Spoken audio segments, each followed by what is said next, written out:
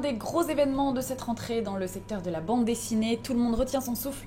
Le 6 octobre prochain sort le nouvel album de Largo Winch. Ça s'appelle L'étoile du matin. Il est signé Philippe Franck et Eric Giacometti. Un retour très attendu après 2 ans d'absence qui fait beaucoup parler de lui parce qu'il y a pas mal de changements.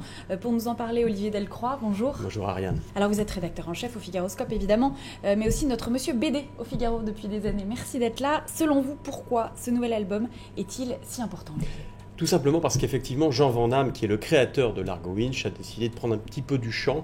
Il l'a créé en 1975, il l'a d'abord porté sur les fonds baptismaux avec le Mercure de France, et puis ensuite il l'a adapté en BD en 1991.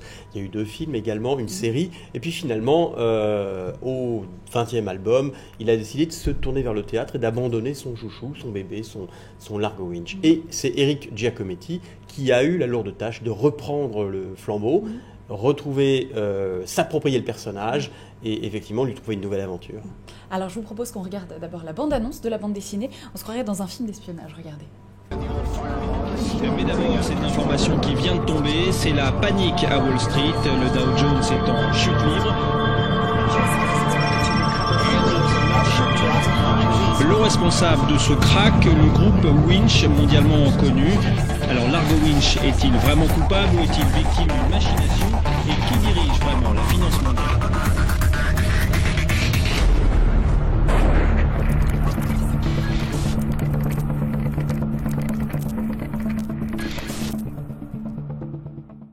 Alors dans ce nouvel album, Olivier, les dessins sont toujours de Philippe Franck, mais c'est Eric Giacometti qu'on découvre, qui prend la relève. Qui est-il, Eric Giacometti ? Et effectivement, on le connaît dans un autre domaine, puisque c'est dans le domaine de la littérature. C'est un gros vendeur, qu'on appelle ça. Il est notamment à la tête de 17 livres déjà. C'est un écrivain journaliste. Et il a été, dans une autre vie, journaliste de presse économique au Parisien, pour ne pas le citer. Et il a ensuite basculé vers le romanesque. Dans le roman, son dernier roman s'appelle Conspiration, il est sorti avec un certain succès. Donc c'est quelqu'un qui est très habitué évidemment à l'exercice de l'écriture. Et notamment avec les enquêtes du commissaire Marcasse, Antoine Marcasse. Donc c'était quelqu'un qui était habitué à ça et qui a une grande passion pour la bande dessinée, qui a d'ailleurs considéré que le fait que Philippe Franck, qui est un ami, lui propose de reprendre Largo Winch, c'était plutôt un honneur. Et ils sont peu dans le secteur, mais effectivement, lui a pris ça comme un vrai défi.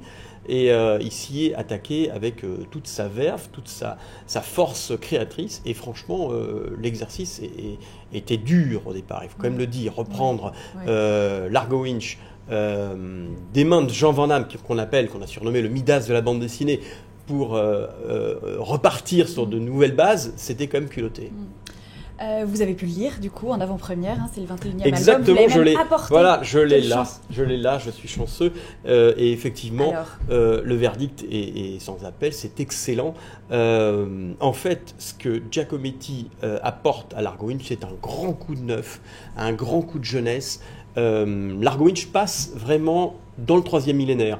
C'est vrai qu'on ne s'était pas rendu compte, mais Largo Winch n'utilisait pas vraiment dans les albums précédents les téléphones portables, il n'y avait pas vraiment Internet. Alors que là, cette fois-ci, on est dans le 21e siècle, il y a des portables dans tous les coins, il y a les réseaux sociaux, il y a les Anonymous, il y a la e-réputation, et en plus, Giacometti apporte tout le sel de sa connaissance en matière de bourse, puisqu'effectivement, on passe du côté de la dark bourse, la dark finance. Le groupe W, dont Largo Winch est le PDG, va se retrouver pris au piège d'un flash crack. Et donc, Largo va être pris dans une nasse incroyable. Donc, on retrouve une intrigue qui est vraiment celle du début d'OPA, du groupe W, c'est-à-dire une intrigue financière, boursière, et le personnage caracole, et c'est vraiment haletant. Moi, j'attends la suite, parce que c'est le premier tome. Ce sont toujours des diptyques. Et là, Philippe Franck, visiblement, a retrouvé un vrai plaisir de dessin.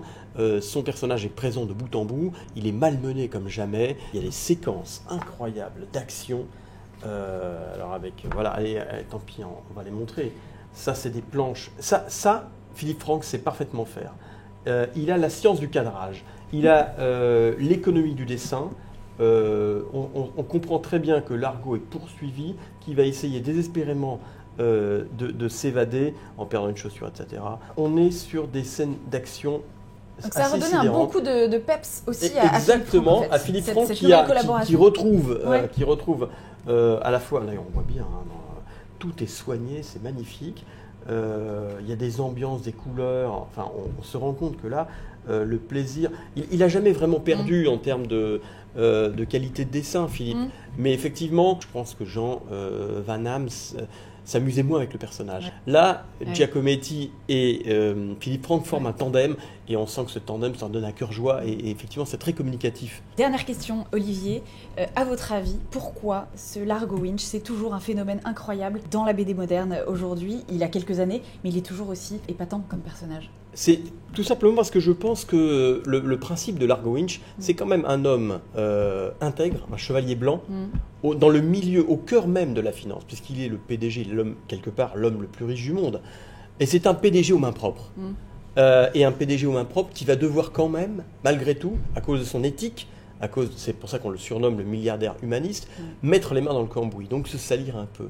Et se plonger dans la finance, se plonger dans la bourse, être milliardaire et quand même garder une éthique et être le chevalier blanc. C'est le cocktail parfait. C'est le cocktail parfait, exactement. Alors, on y ajoute des femmes, on y ajoute des smokings, des belles voitures et le côté un peu pétillant de James Bond. Et forcément, c'est pour ça que Largo Winch est devenu un personnage très fort, très emblématique de la bande dessinée moderne. Merci beaucoup Olivier. Allez, l'Étoile du matin, c'est donc la 21e aventure de Largo Winch et c'est à découvrir à partir du 6 octobre. Merci beaucoup Olivier. Merci.